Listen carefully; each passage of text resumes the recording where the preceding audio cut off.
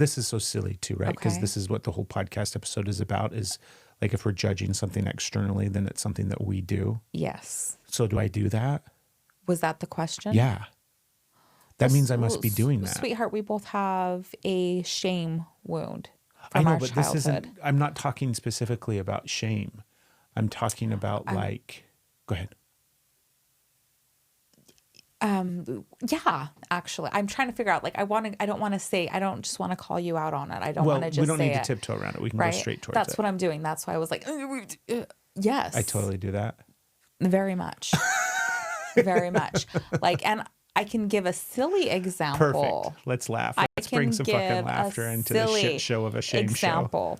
And it's one that I use with you frequently because you make me laugh with it. no, it's because sometimes I throw things in your face and I shouldn't. So it's one that I laugh about, and Okay. I do hope that it makes you laugh, but it's my gentle reminder in a funny way of, hey, like, I see this. And it was one that you had awareness of, so that we were able to. Okay, good. So it's like I point it out in a way that I think I'm calling you out, but I'm not calling you out by saying, hey, you're being like, there's this thing. There's a lot of things like that where we have like safe things that we can point at each other. Remember, you're doing that thing. And then the other person's like, oh, okay. Dang it, I'm totally doing that thing. So as soon as I start telling you, you'll recognize it. Okay, let's hear it. Okay. It is Because road rage is going to be one for you now. road rage. Okay. Where we get to joke about it. Toast is yours. Toast. And when we were in a conversation, I was asking you something, and it was like this hard thing that you didn't want to respond to. So you were making toast. Like, Okay. the toast hadn't even popped out yet.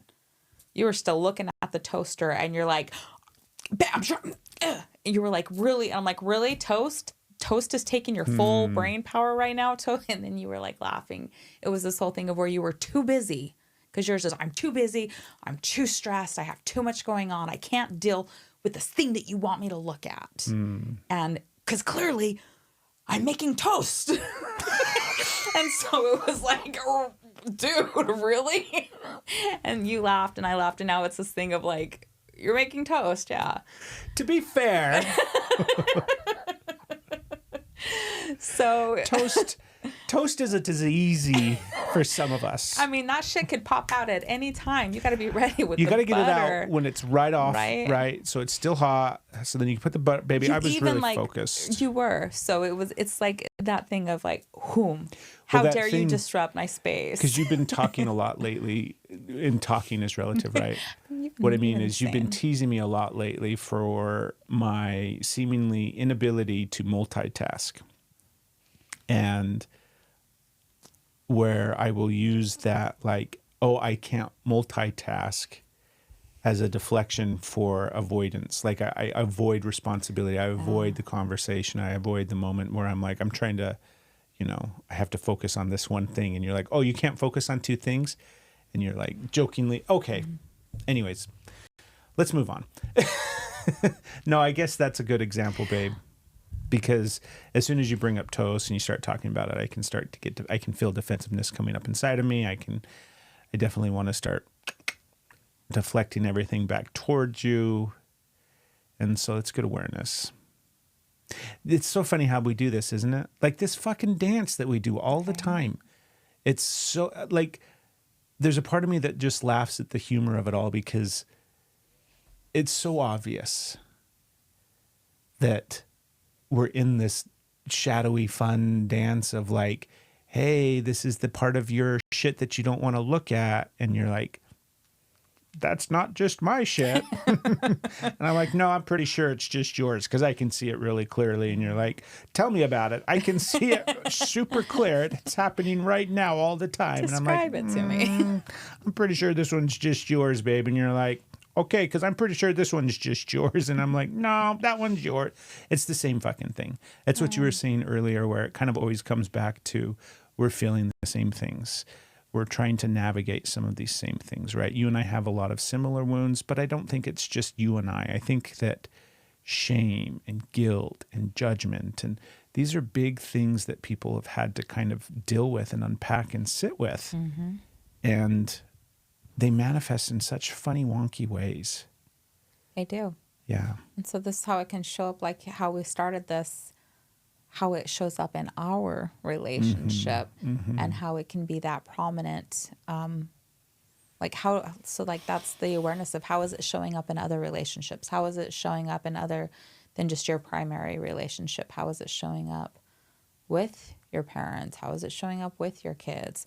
And The it parent doesn't. one is really hard. The parent one is really hard, and like I'm Notice glad you we didn't go there. right, because that's like I'm not in a space for that right now. Yeah. There's a part where judgment is healthy. Yes. There is that time of when you stop shaming yourself for all of their internalized shame that they put on you. And it can be caregivers, it can be teachers, it can be partner, like wherever you're at, right? You can, does this check this box? You didn't say this. Well, that's okay. You've got the box there. Yes, it checks that box. And you quit putting it on yourself and you say, actually, that was you. Yeah. Actually, this isn't my shame. This is yours. This is yours to carry. This is your, like, you put the judgment where it goes and then you move on. Like, and it's not like, oh, I judged you, now I move on. I didn't mean to move on. I just like, there's a part of where you don't get stuck there. When you get stuck there is where there's different levels, there's different things that you go through, and it's at different times of your life. Like there's a point of time where judgment is really, really healthy. And then there comes a point of where it's not serving you anymore. There's a point of where it's not healthy for you anymore. And only you know when that is. And there comes a point when it's where judgment turns into a window. It turns into a key for you to say, okay, I can see this. Now, what am I not looking at in me? What am I ready to move past? There are so many different ways that this shows up in your life, depending on where you are. And if you're in a place where judgment is really healthy, then when you're hearing somebody say, how is it really about you? How can you, like, that's not going to help you. Yeah. Right there. And if you are at a place of where you're using judgment to see what's going on inside of you and heal, and you're like moving through this process of something that you've experienced, then to stay stuck in it isn't healthy for you. So just because somebody is at a different spot doesn't mean somebody's wrong. When you are hurtful to other people, that's something like, I hope you look at that. I hope you look at that. But judgment shows up. It shows up in relationships. It shows up in social media. It shows up at work. It shows up in the car when you're judging other people's driving or lack of ability of, wink, wink. It shows up when you make uncomfortable humor because you're scared. Like it shows up. We judge ourselves. We judge others. And it's not, I mean, you can just say that's the way I am. Things need to be there. Or you can do something different. I love it. Yeah.